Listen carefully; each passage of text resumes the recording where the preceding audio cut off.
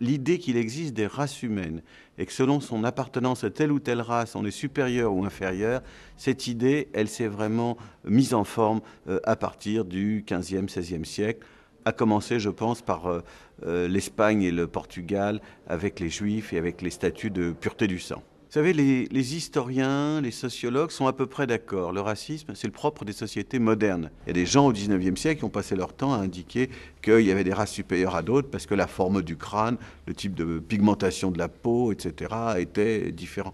Alors, cette construction du racisme comme science, et donc comme idéologie en réalité, ça c'est un phénomène très européen. On dit même parfois que la France a eu un rôle moteur dans cette construction, avec des gens comme Vacher de la Pouge ou Gobineau, ce qui est assez triste pour mon pays.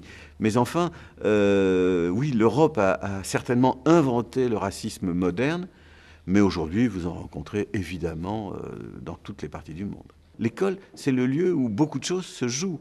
Et par conséquent, prendre en charge la question du racisme à partir de l'éducation, à partir de l'école, c'est peut-être se donner les moyens de prendre en charge des jeunes dont certains deviendront racistes, dont d'autres seront victimes du racisme, dont certains seront à la fois victime du raciste et coupable de racisme. Enfin, c'est un lieu où il peut se jouer beaucoup de choses, où les cerveaux sont quand même susceptibles de transformation, où la réflexion peut se faire.